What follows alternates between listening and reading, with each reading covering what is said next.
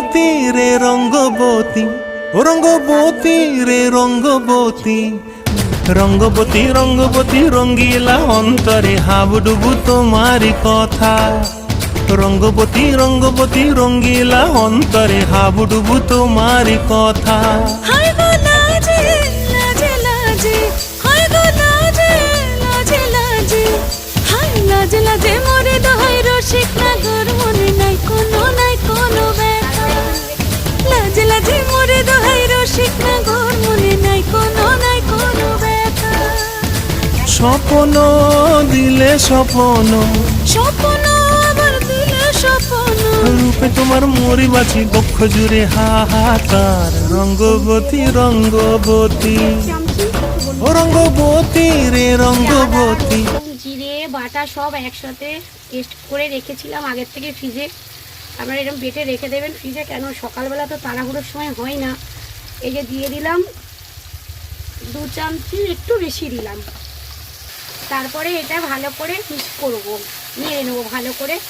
এই যে এটা ভালো করে এটাকে গ্রেভি করে নেব। এবার দেখো সব মশলাগুলো দিয়ে ভালো করে গ্রেভি করেই নিলাম, আর একটু হবে। তো চলো দেখাই। চলো আবার চলে এলাম তোমাদের কাছে। এই যে দেখো কতটা গ্রেভিটা শুকিয়ে এসেছে। তো এবার একে একে সব মাছগুলো ছেড়ে দেবো।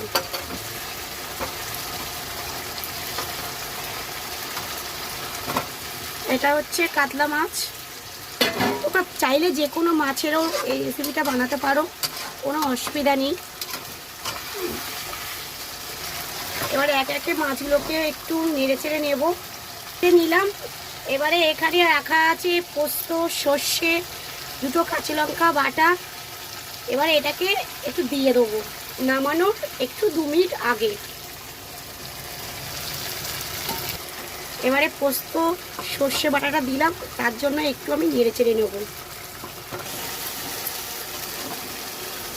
এবারে রেডি হয়ে গেল।